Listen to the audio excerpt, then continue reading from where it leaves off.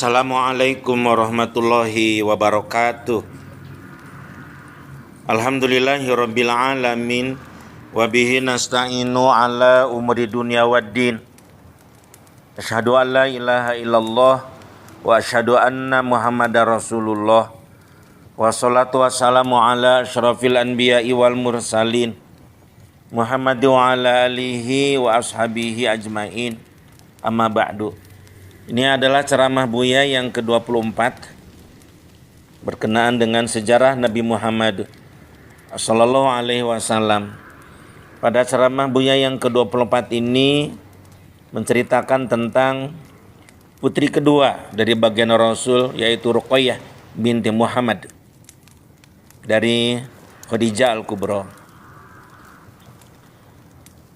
Ruqayyah lahir pada tahun 10 sebelum kenabian atau tahun 20 sebelum Hijriah atau tahun 602 Masehi di Mekah. Ruqayyah mendapat kunyah yaitu Ummu Abdillah, sebagaimana kakaknya juga Zainab kunyahnya itu adalah Ummu Umamah. Ruqayyah juga punya gelar yaitu Zatul Hijratain, artinya mempunyai 2 hijrah. Karena Ruqayyah semasa hidupnya pertama berangkat hijrah ke Habasyah atau Ethiopia sekarang ini, kemudian yang keduanya berangkat ke Madinah. Masa kecil beliau sama perilakunya dengan kakaknya yaitu Zainab.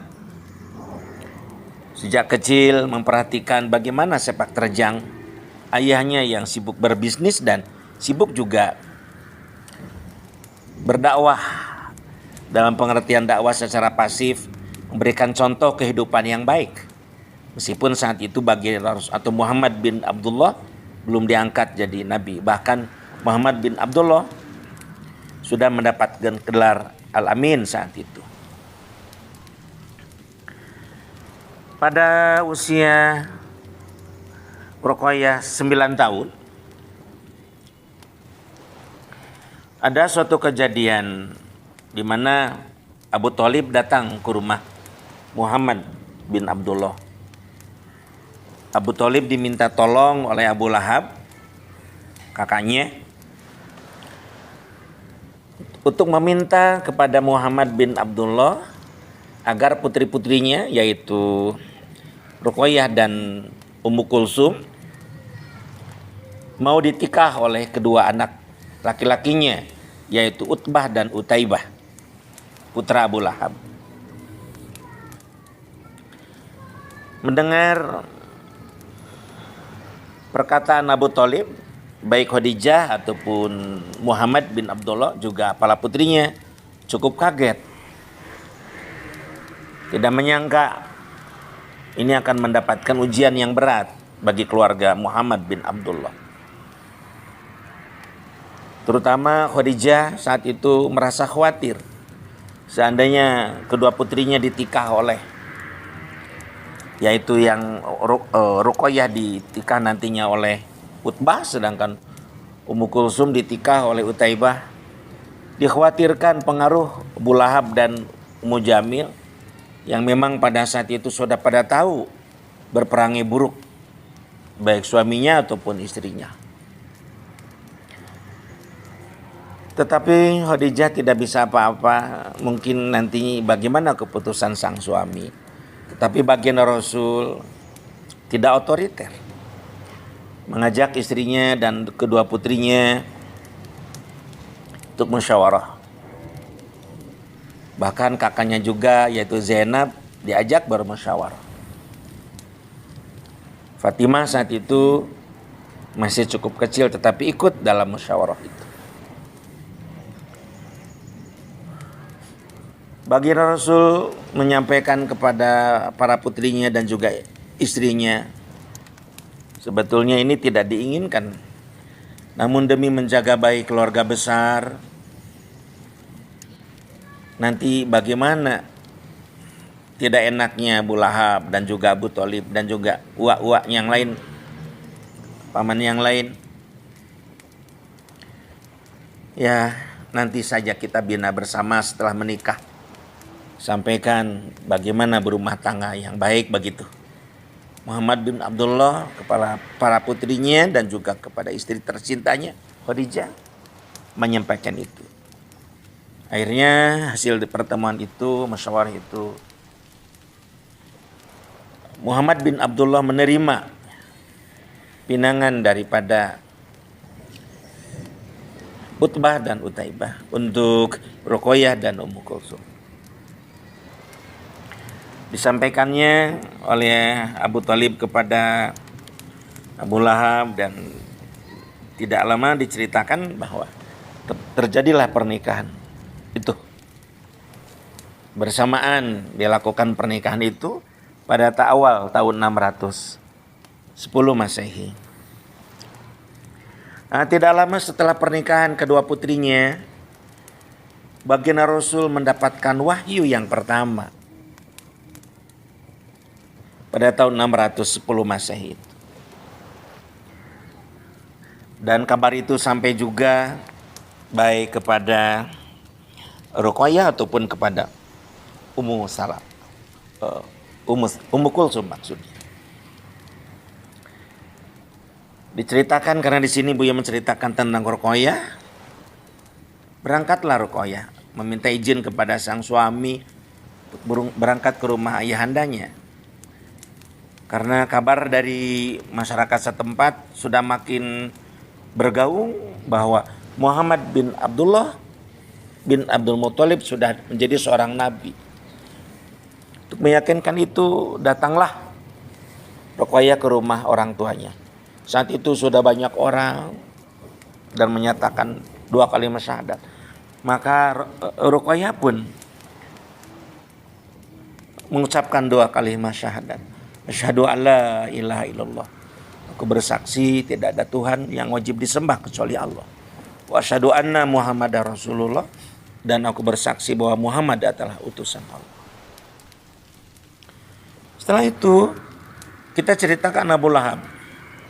Pada saat mendengar dari masyarakat luas bahwa Muhammad sudah diangkat jadi nabi, saat itu tidak percaya. Abu Lahab dianggap biasa-biasa saja. Meskipun pada akhirnya pada saat baginda Rasul mengundang seluruh keluarga besarnya dan baginda Rasul menyampaikan bahwa beliau adalah diangkat menjadi seorang nabi, maka Abu Lahab marah dan menyuruh kepada Utbah untuk menceraikan Ruqayyah dan menyuruh kepada Utaibah untuk menceraikan Ummu Kulsum. Dan dimaksudkan juga untuk menghinakan Muhammad. Bagaimana para putrinya tidak laku dan dikembalikan oleh suaminya kepada ayahnya. Baginda Rasul dan Khadijah Al-Kubra menghadapi permasalahan ini ya sudah dipersiapkan sebelumnya, sudah ya istilahnya itu sudah siap-siap lah. Kemungkinan besar bahwa Abu Lahab mengembalikan kedua putrinya. Utbah saat itu menurut kepada ayahnya dan diceraikanlah Ruqayyah saat itu. Namun Allah Subhanahu wa taala begitu sayangnya kepada seorang Ruqayyah yang soleha, maka biiznillah qadarullah saat itu Utsman bin Affan menikahi Ruqayyah. Nikahlah Utsman bin Affan dengan Ruqayyah, dan tidak lama saat itu karena memang umat Islam makin ditekan oleh orang-orang Quraisy, tokoh-tokoh penyembah berhala saat itu menekannya. Maka baginda Rasul menyuruh sebagian umat Islam untuk hijrah ke Habasyah atau Ethiopia, ya termasuk Ruqayyah. Beliau dan Utsman bin Affan juga hijrah ke Habasyah. Cerita singkatnya, ya, alhamdulillahirabbil alamin, pernikahan Ruqayyah dengan Utsman bin Affan membuahkan seorang putra dan diberi nama Abdullah. Namun dengan izin Allah qadarullah, Abdullah wafat pada usia 2 tahun. Pada tahun 624 Masehi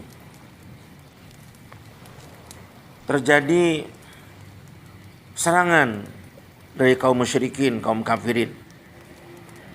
Mereka mengejak berperang dan terjadi pertempuran itu di sumur Badar. Baginda Rasul menghadapi tantangan itu karena mereka terus mengancam kalau tidak dihadapi mereka akan terus membunuh kaum muslimin. Terjadilah peperangan itu, dan pada saat baginda Rasul sedang di medan pertempuran, innalillahi wa inna ilaihi raji'un, Ruqayyah pulang ke rahmatullah dalam usia 22 tahun. Jadi 5 tahun sebelum Zainab meninggal, Ruqayyah sudah lebih dulu pulang pada Allah Subhanahu wa taala. Tepatnya pada tahun 2 Hijriah atau bertepatan dengan tahun 624 Masehi. Begitu kisah atau cerita tarikh, ya, Ruqayyah binti Muhammad sallallahu alaihi wasallam. Buya sampaikan, mudah-mudahan menjadi ibrah bagi kita sekalian. Terima kasih. Wassalamualaikum warahmatullahi wabarakatuh.